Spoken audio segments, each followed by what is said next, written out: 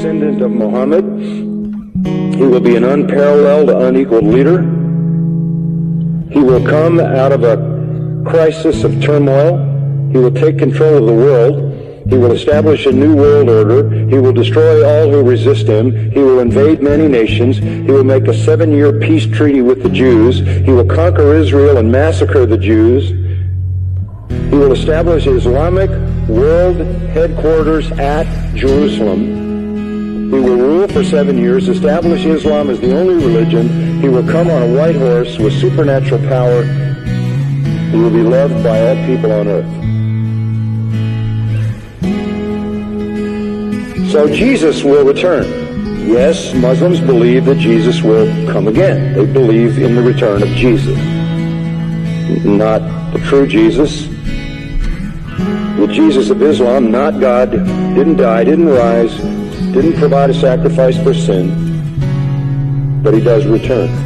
He's a prophet, and he comes back, and he has one purpose when he comes back, and that is to assist and aid the Mahdi. He returns, listen to this, as a radical Muslim. He comes back as a radical Muslim. He will arrive, by the way, at a minaret near Damascus. And he will come back holding the wings of 2 angels who flew him down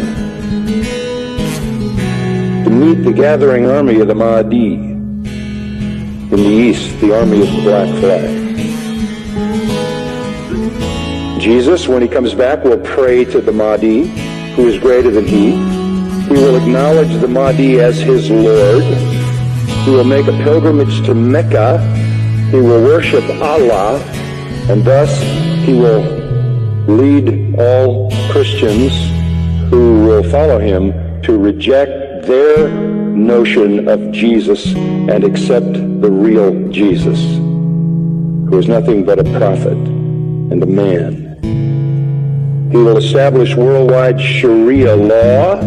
He will become the greatest Muslim evangelist, and he will be the final witness on the day of judgment against non-Muslims.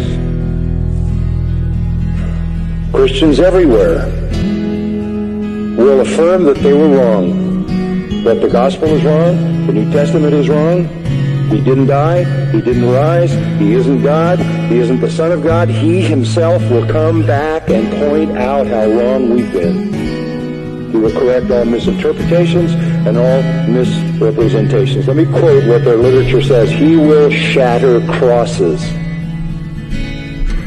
That's metaphoric for the destruction of the church. A symbol of Christianity being placed in the church. He will kill pigs. He will abolish the tax on non-Muslims because there won't be any living non-Muslims. Can't tax dead people. And then he will do one more thing. He will kill the Islamic Antichrist. He will kill the Islamic Antichrist.